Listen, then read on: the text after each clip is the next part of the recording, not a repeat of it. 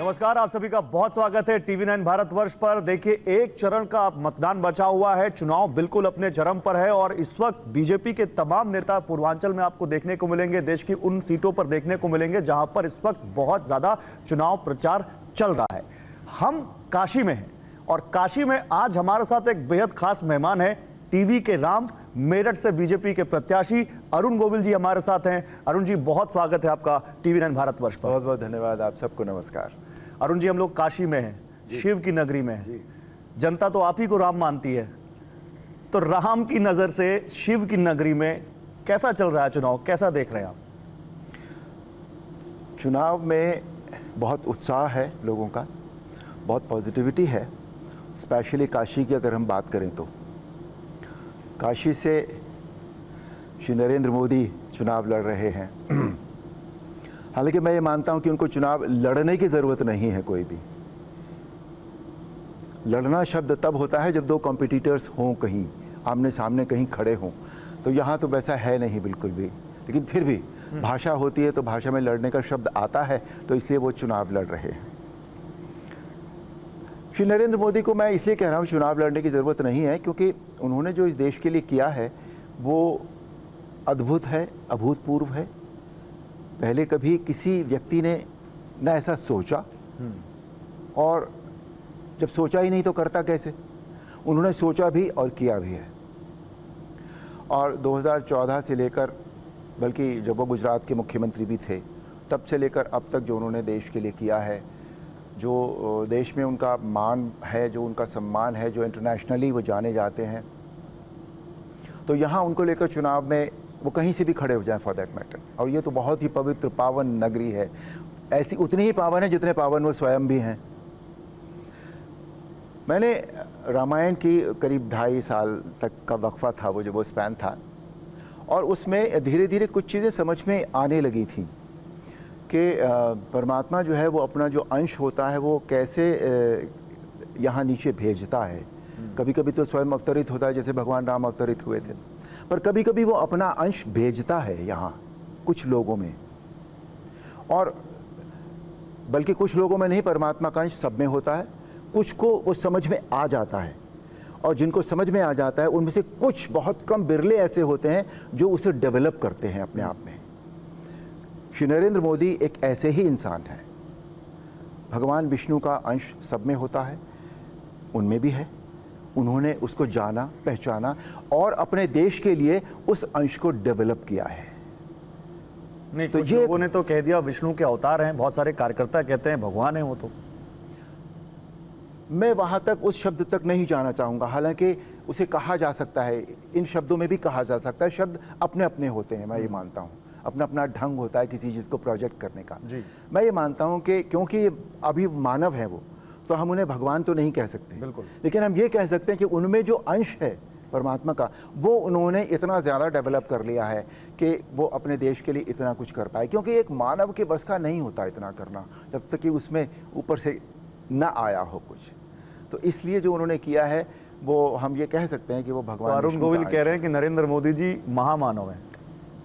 देखिए, अब शब्दों को आप कुछ भी लगा लें, वो ये आपका शब्द है, मेरा शब्द नहीं है। मैंने महामानव उनके लिए यूज़ नहीं किया है।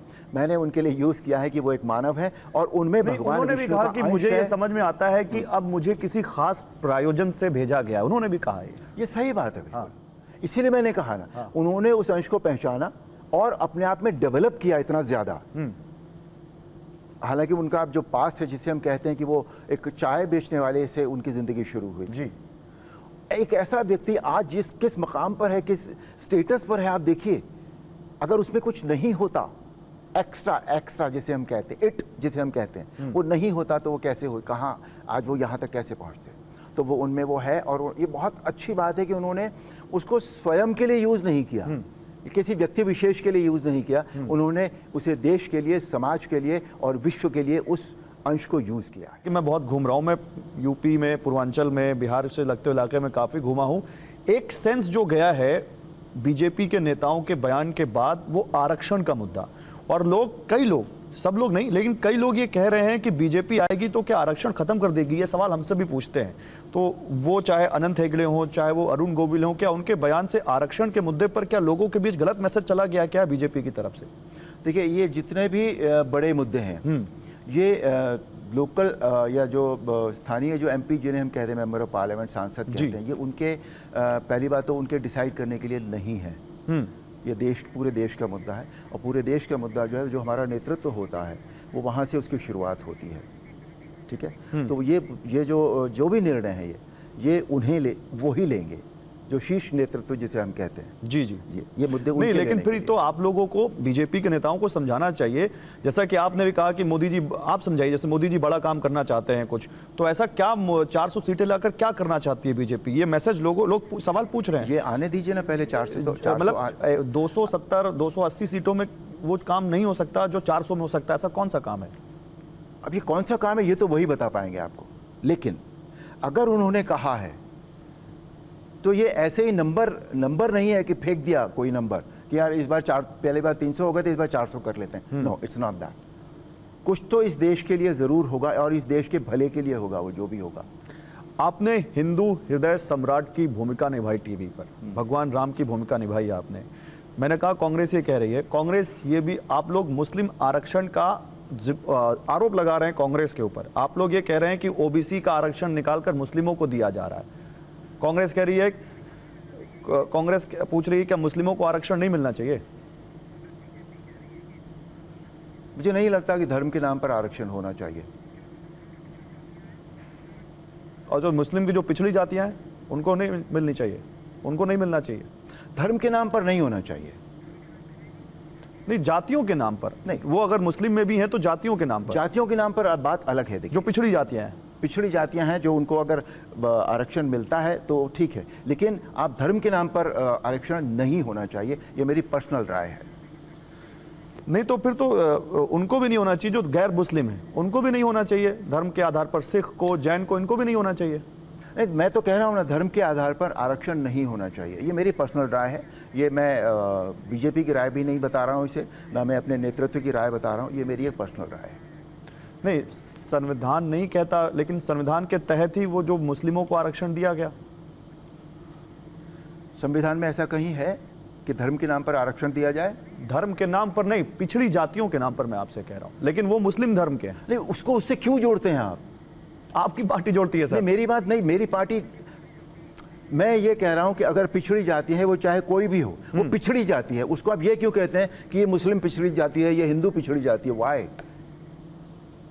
मैं नहीं कह रहा हूं। आप पिछड़ी जाति है ना, पिछड़ी जाति को आप आरक्षण जरूर दे दीजिए उसको, और आरक्षण भी इसलिए दिया जाता है कि ताकि उनको उठने में मदद मिले, जो उन्हें बरसों से नहीं मिल पाया वो उनको मिले, इसलिए दिया जाता है आरक्षण। सर मैं यही कह रहा हूं, बेसिक जो मुद्दा था जब वो आरक्षण शुरू हुआ था, तब वो यही था।